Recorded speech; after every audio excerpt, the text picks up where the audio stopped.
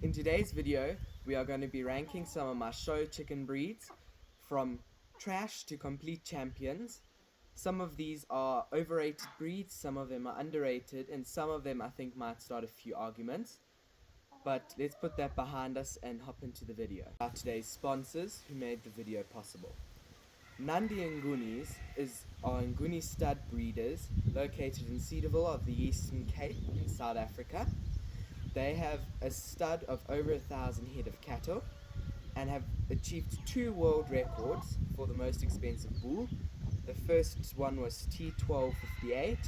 He got 310,000 Rand, which was the first world record, and then they smashed that record with a whopping 510,000 Rand a few years ago. They have top stud genetics in Nguni cattle and have been breeding Ngunis since 1972 and have the oldest stud in South Africa. They would enjoy it if you can come and pay them a visit and have a look at the cattle, and then if you want to, buy some. So thank you to Nandi Ngunis for today's sponsor. The first breed we're going to talk about today is the Wyandotte Bantam. Now this here is a silver-laced Wyandotte Bantam hen. I keep silver and gold-laced Wyandotte Bantams. They're very nice show birds. They have beautiful plumage, as you can see. They start a lot of conversations with their striking feather patterns, and every single feather is got a black outer edging and a white middle. That gives them the name silver-laced. They lay quite well for a bantam, but they aren't the most fertile breed. To me, they aren't my top choice. They're not my first pick of bird, but they are a lot better than some of the other breeds you'll see today. So I'll say, are a mediocre breed.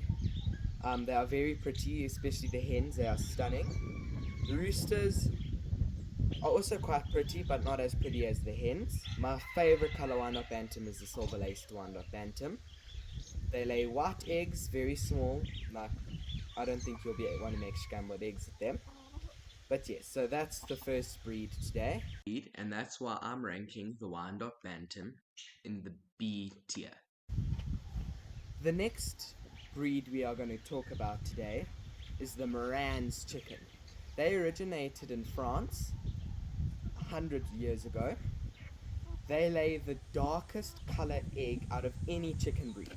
So they can be ranged from anywhere from a light brown to a dark, deep chocolate brown that almost looks black.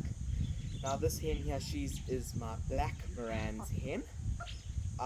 As you can see, her plumage is solid black. That's what gives her the name. Marans can have feathered or unfeathered legs. She is the unfeathered variety. And she's got a very nice head with a nice coat. Now this breed lays about 190 eggs a year, so not the best layers, but when you see their eggs, it'll make sense why people keep them. They are the most beautiful eggs I have seen, and they are very delicious. Queen of England used to love eating eggs while she was still alive, and yeah, so they're a good breed to keep.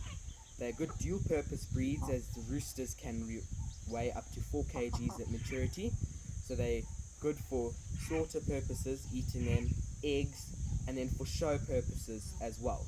They are a good popular show breed, and they are a very expensive chicken because of their eggs. So yeah, that's why they are one of my favorite breeds. Marans is an awesome breed, and you can't get better eggs than a Marans, so that is why I am ranking them in the A tier.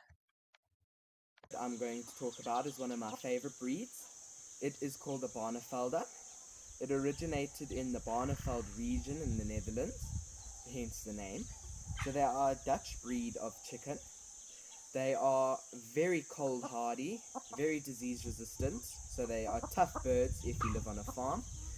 They are good if you live in a city because they're not as noisy as some of the other breeds. So they're a good breed. They are very beautiful, as their feathers, I'll come closer to the camera, I'm not too sure if you'll be able to see, are double laced. Every single feather has a black outer edging, a silver base color, another black lace, and then another silver base color. And that's why they're called the double silver laced Barnevelder, is this specific color. You get many different colors all over the world. You get double silver lace, double black, which has got a gold base or light brown base with black lacing. You get double blue, which has got blue lacing and gold middles. Chocolate, which has got chocolate lace outside, silver middles, and many other different colors. Now they can come in standard or bantam sizes. I prefer the standard birds. They are a soft feather breed, and they lay about 220 rich brown eggs, sometimes with speckles. Now this hen, I haven't seen her eggs yet. She hasn't started laying as she's a very young pullet. She is going to her first show in about a week, and we'll see how she does. But these are one of my favorite breeds for the reasons I've listed already. And yes, they only take a D-ring, so they are quite small. I think cocks only reach about 3 kgs at maturity.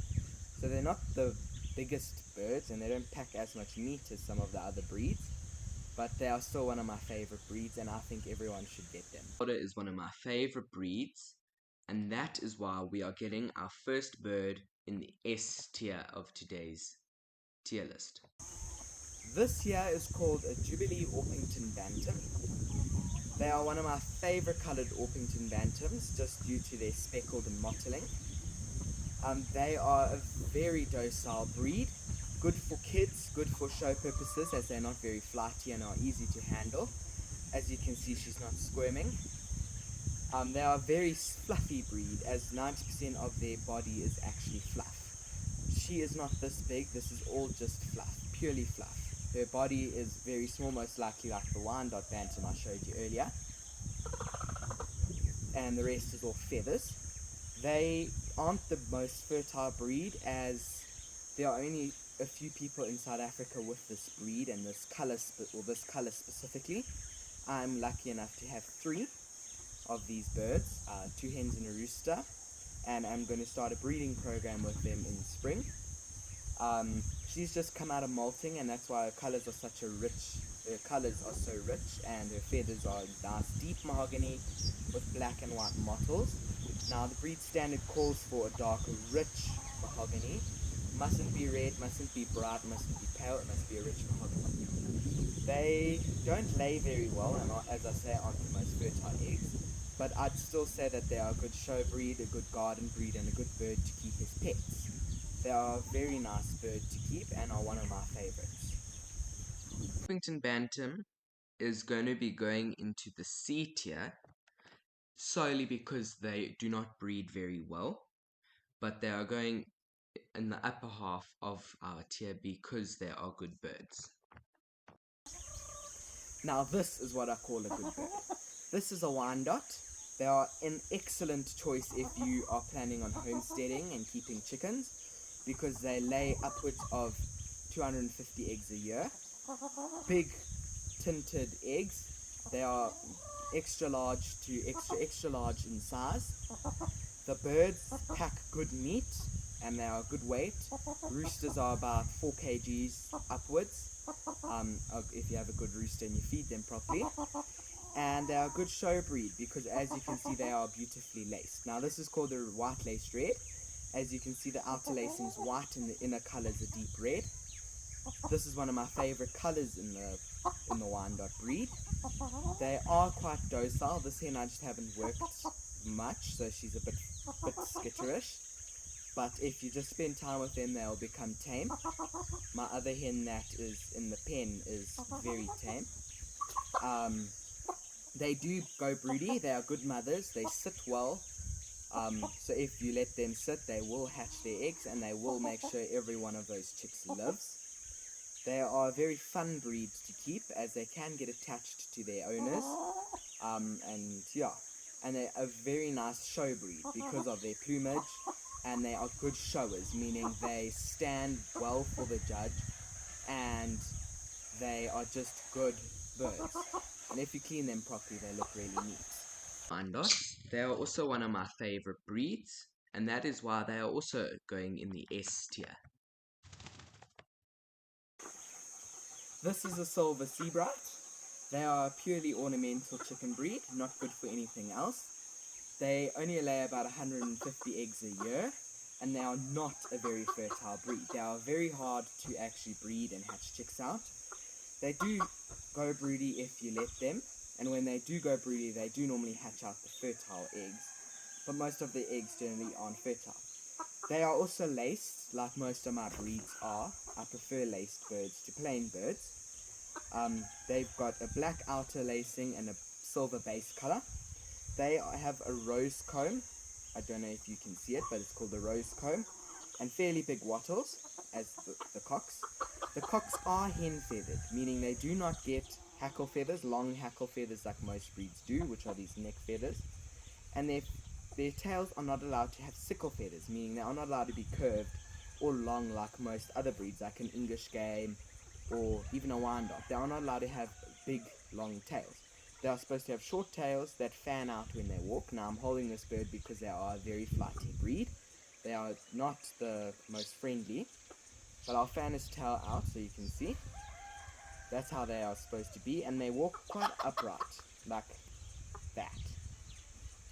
Yeah, so they're a good breed for showing, not a good pet as they are flighty, don't lay very well, and their eggs are very, very tiny as they are a bantam. Cocks are very light. I think they only reach about 700 grams. If they are heavier than that, then they are not pure, or they're just overweight. But they are not my favorite breed, and yeah. Very beautiful, but due to their lack of breeding and lack of purposes other than ornamental breeds, I will be putting them in the E tier for today. Now this is a Lakenvelder Bantam. They are one of my least favorite breeds. If I could have any breed, this will not be it. Solely because they are extremely flighty and wild. They do not breed very well. They are not fertile. They do not go broody, meaning they will not sit on their eggs and incubate them. And they lay very few eggs a year, only about 150 max, generally about 130 or 125 eggs a year. Extremely tiny. You do get this in large breed, in the large standard size. I believe they are a bit better, but the bantams are very flighty. Yes, they are beautiful. That's why I keep them. They have a nice black neck, black tail, black on the wing, and the white body. Well, they're supposed to. This one has a bit of peppering here. They are a very nice breed to look at, but not a nice breed to keep. They don't serve much purpose besides showing, and they are not nice to keep as they are flighty wild. They have to have an enclosed coop, otherwise they will fly out and escape and you will not be able to catch them. Now they are a very tiny breed as well, also only hens about 500 to 600 grams. Roosters are a bit heavier. They take a B size ring, and as you can see their colour is a nice rich white, bright white. And you need to keep them out of direct sunlight, otherwise their white turns yellow, and that is a disqualification, and their black will become a lighter black, more like a dark brown, which is also a disqualification. But yes, this is one of my least favorite breeds, and I would not recommend keeping them. The Lakenvelders being my least favorite breed, they are going to go into the F tier. And that's the end of our video. Thank you for watching, and I'd like to thank our sponsors.